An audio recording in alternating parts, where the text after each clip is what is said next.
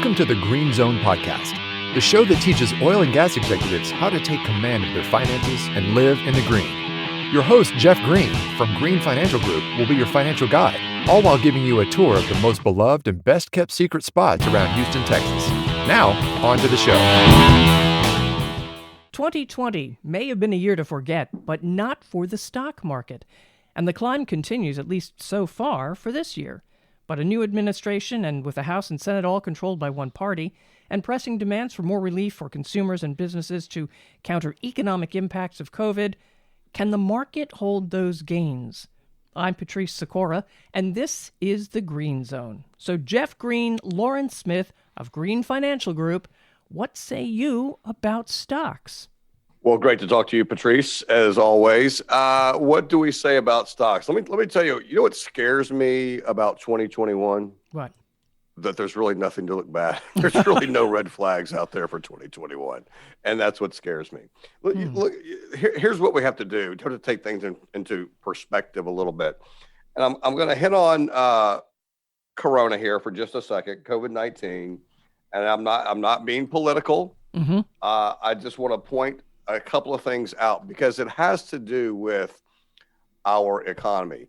I want to give you a little bit of data, and this is from the World Health Organization. This isn't Jeff Green just making stuff up here on a podcast. This comes from the World Health Organization, and it is dated January 8th of this year. So when you look at fatality rates, okay, between flu, influenza, or COVID-19.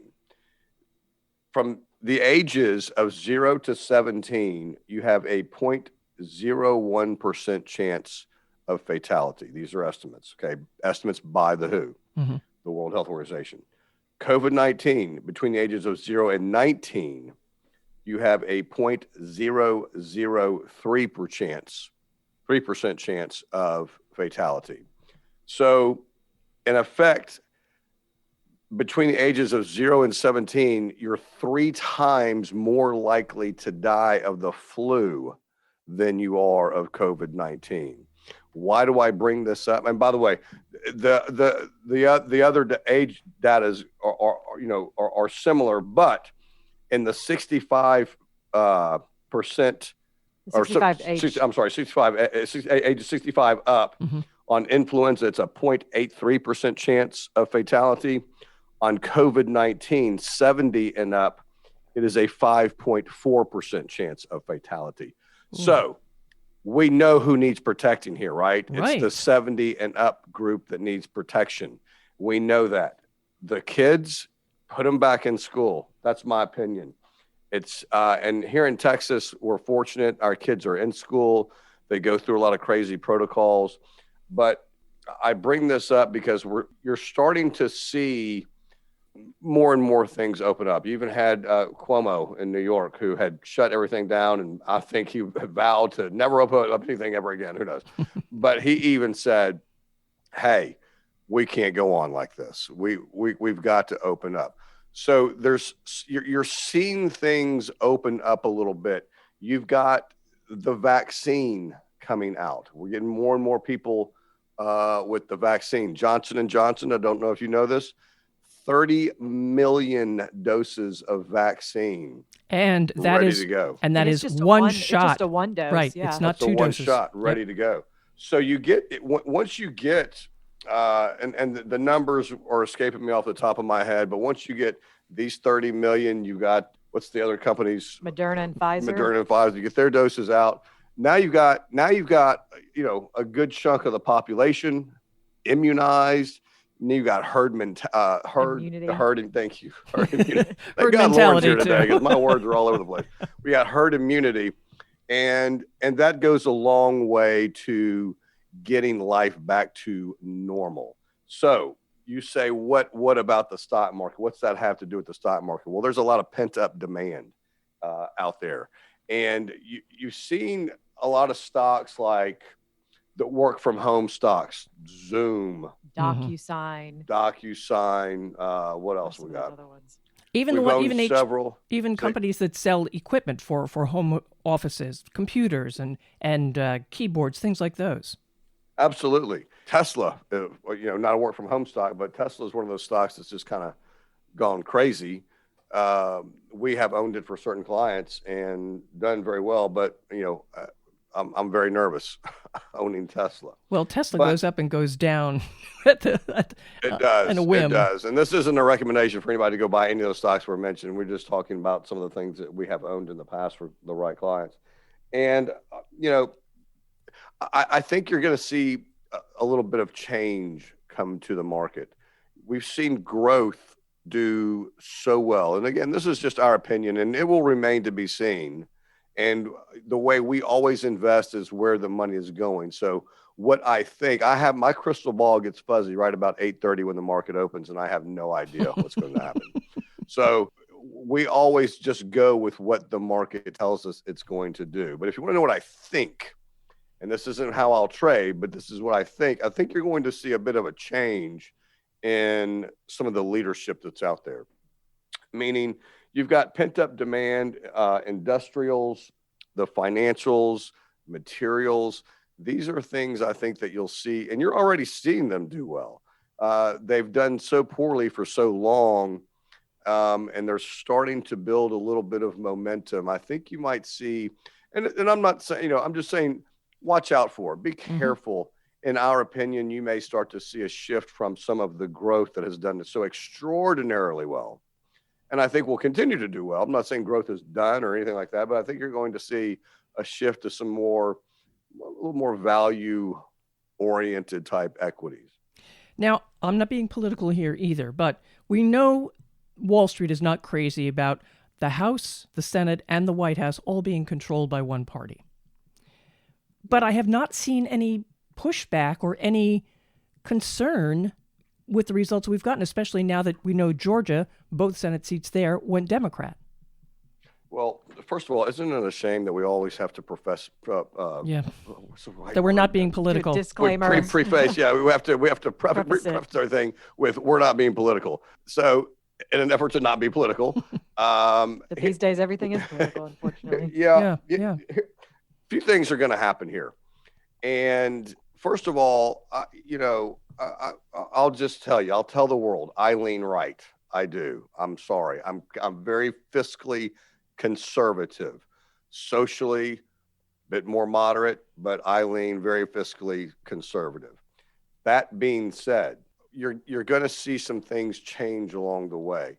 You're going to see, in my opinion, Biden's already said it. Taxes are going up. He's going to raise taxes. Well, okay? Yes. Corporate tax rates are going to go up. You're going to see more regulation. Okay? And these things are not always the best thing for the stock market. But here's what I will say. I'm hopeful of this, that we'll see some sort of restoring back to what I'll call normalcy, more peace. I'm hopeful things become more peaceful.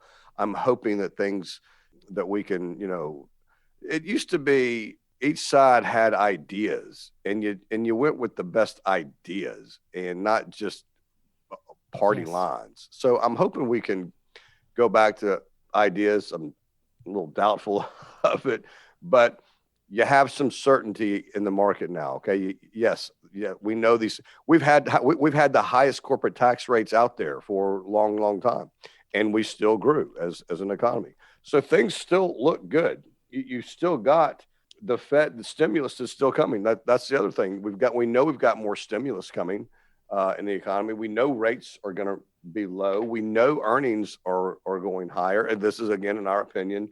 So let me give you some bad news. GDP is 10% smaller than it was a year ago. That's if we take out all of the stimulus that the government has pumped in. And the reason it is 10% smaller is because of all the small businesses that have closed. That's the real tragedy that has happened in this country.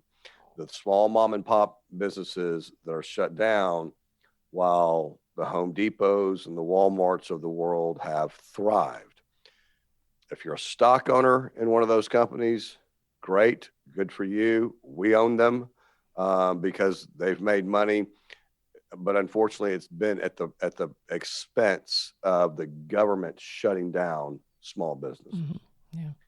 If you want to know, if you want to know what I think is going to do good going forward, you're going to see cruise lines. I mean, when the vaccine immunity takes comes, hold, and the exactly. herd immunity, and the vaccines, cruise lines are going to pick up. Airlines are going to pick up. We just saw something very unfortunate yesterday.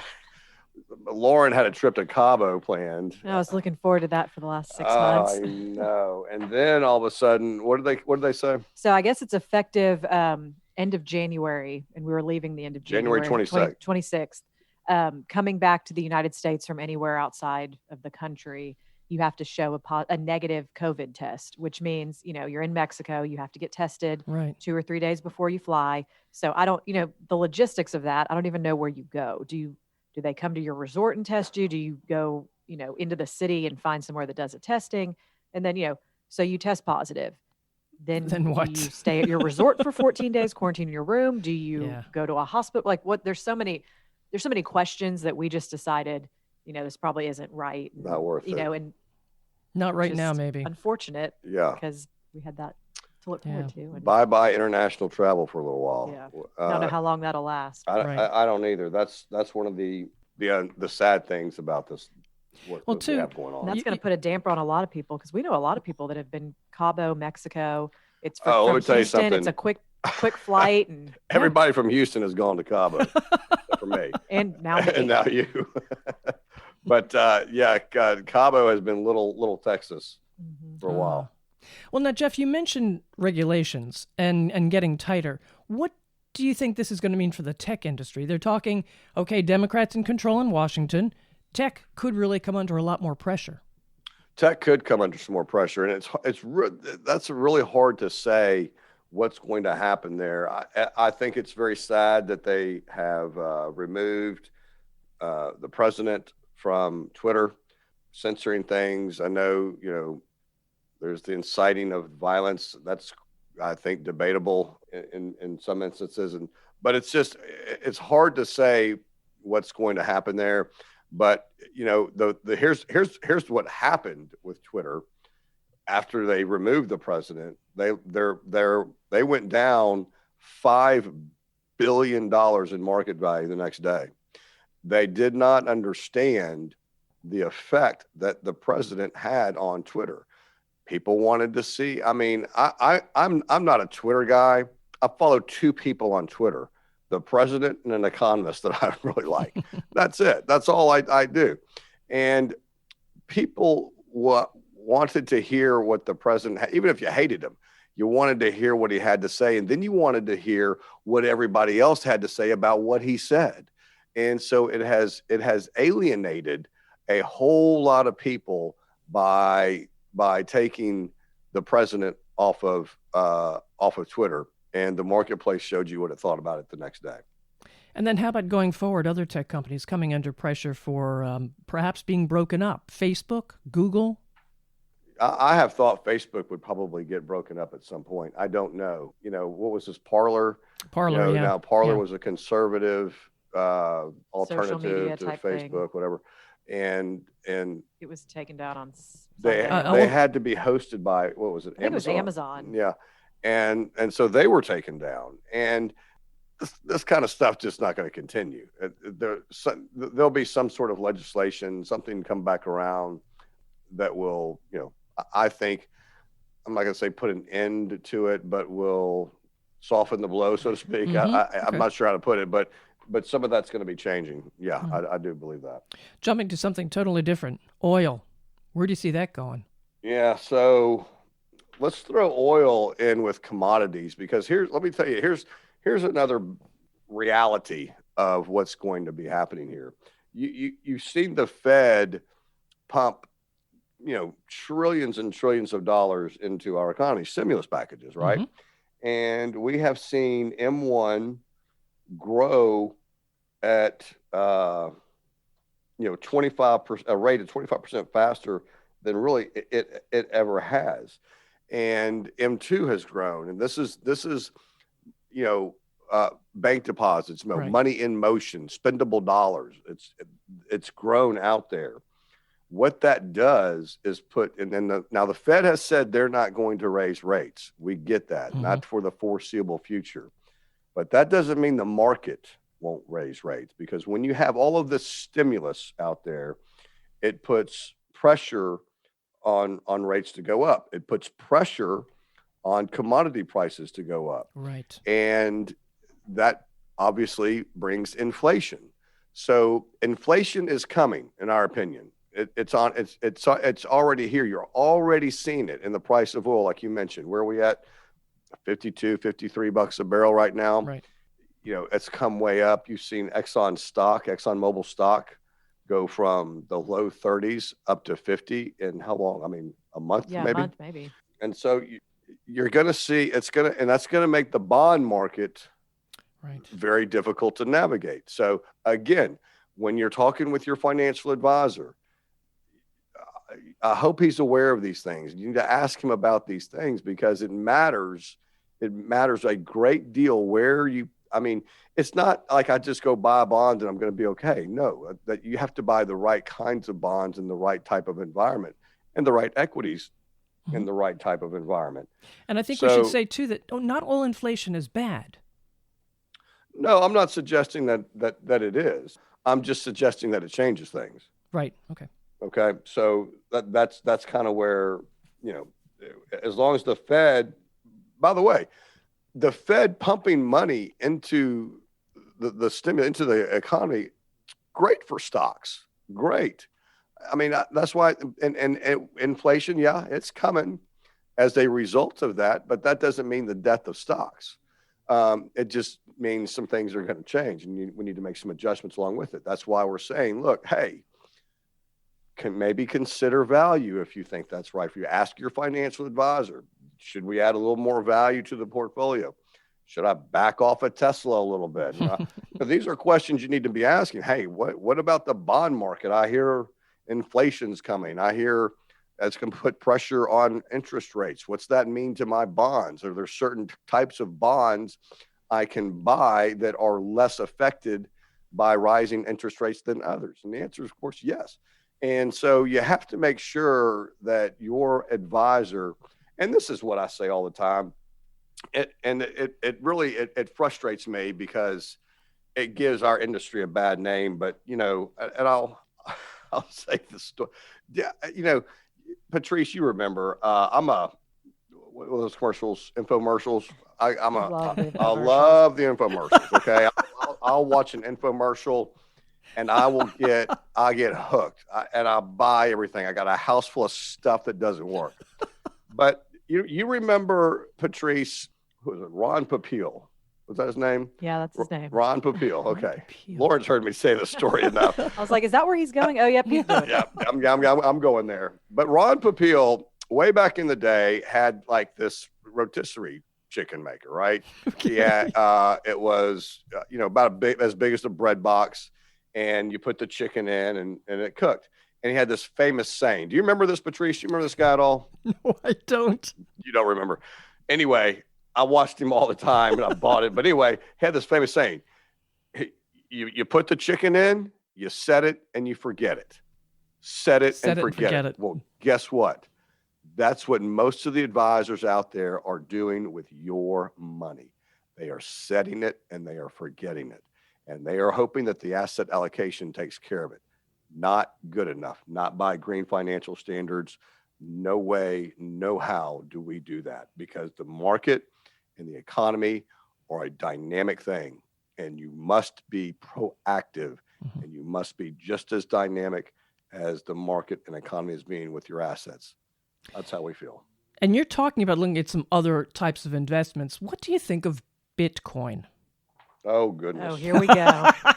Jeff loves to talk about Bitcoin. No, I hate talking. I know very little about Bitcoin, but here's what I do know. And I'm so glad you brought that up, Patrice, because I get this question all the time. Jeff, do we buy Bitcoin? Oh my God. And my sister, love her to pieces. She is on me to buy Bitcoin. She sends me article after article. Jeff, if you don't buy Bitcoin, you're crazy. You're missing out on everything. And la-di-la-di-la. And and I'm not pro or anti-Bitcoin. I'm not. I just don't understand it. Well, nobody does. So, okay, but let me tell you what I do know about Bitcoin. And there's really three types of people that have opinions about Bitcoin. They're like it's the new technology kind of people. It's the people that think these are tokens. And then there's the third group that thinks that this is going to be the new currency. And I'm hearing that more than anything else. A world currency, too. Right. And let me tell you the problems with that and where I think, my opinion, that fails tremendously. The thought of Bitcoin being a currency fails. First of all, if it became a currency, what would it be worth? It's very difficult to value a Bitcoin. I know that the market values, it goes up and down, but the dollar has a value, used to be a gold standard, and Bitcoin would be a hard currency, but it's not, it would be too difficult to value. And I don't know if you know this, but there's only $21 million. There's a fixed supply of Bitcoin. And I found this hard to believe. 21 million. That's it. When you get to 21 million in Bitcoin, there is no more. And I said, well, why can't these whiz kids who thought up of Bitcoin just go create more? Create more, exactly. Okay. Well, it ain't that easy. Bitcoins are mined. Okay. Right. And they're mined using these algorithms. Right. And each Bitcoin, by the way, there's been 18.6 million Bitcoin mined already. They're estimating that for that last 2 mil or so in Bitcoin, it'll take over 4 years. 40. Was it 40 years? 40 years. To mine that Bitcoin. But again, now, what do you mean when you say mine? You've got to go and find these things with these algorithms. Yep, exactly. I'm glad you asked, because I'll tell you the little bit that I understand about it. But a Bitcoin is a string of numbers, okay? And it's created by algorithms. And each Bitcoin becomes a larger and larger number. And it's going to take a long time to mine these last few Bitcoin. Not only that, here's the main kicker.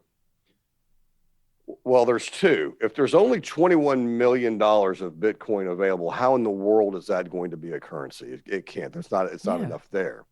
Next, I find it extraordinarily hard to believe that any government would allow a private currency to dominate. How are you going to pay your taxes in Bitcoin? How does that work? Good question. Is the government going to accept Bitcoin for your taxes? I don't think so. The government is not going to allow a currency that they cannot manipulate. You can't manipulate a private currency. So for those reasons, and again, I'm not trying to squash any Bitcoin lovers out there. I'm not for nor against. This is just the reality. You're not going to find a government, in my opinion, that's going to allow a private currency that they cannot manipulate, because they manipulate the dollar all the time. And the yet, Fed does, raising rates up and down. We have world currencies in there, and they're pegged off of each other. So you won't be able to do that with a private currency. And yet, life insurance companies have been buying these things, and and funds, pension funds. Well, because look, you can make money. I mean, it's going up, but I think at some point, it's going to go to zero. I mean, I think it's going to be worth nothing at some point.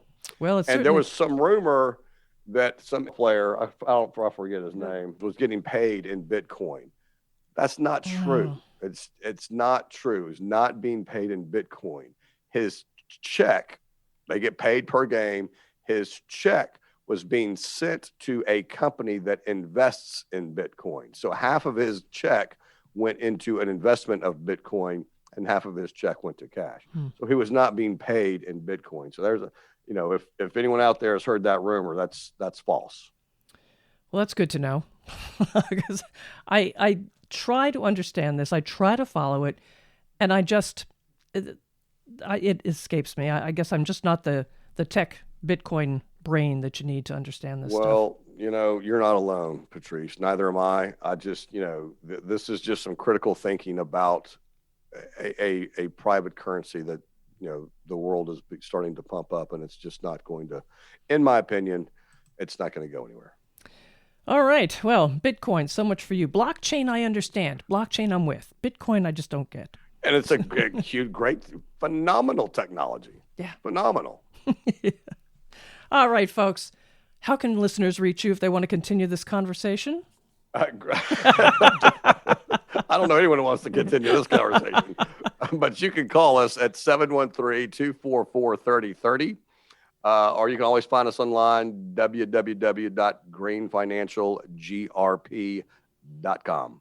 All right. Jeff Green, Lauren Smith of Green Financial Group. Subscribe to make sure you get the latest Green Zone podcast, and of course, share with friends. I'm Patrice Sikora, and let's talk again later. Thank you for listening to the Green Zone podcast. Click the subscribe button below to be notified when new episodes become available. The information covered and posted represents the views and opinions of the guest and does not necessarily represent the views and opinions of Green Financial Group. The content has been made available for informational and educational purposes only. The content is not intended to be a substitute for professional investing advice. Always seek the advice of your financial advisor or other qualified financial service provider with any questions you may have regarding your investment planning. Securities offered through Raymond James Financial Services, Inc., member FINRA SIPC. Investment advisory services offered through Raymond James Financial Services Advisors, Inc. Green Financial Group is not a registered broker-dealer and is independent of Raymond James Financial Services. Jeff Green is the founder of Green Financial Group and is a registered principal of RJFS.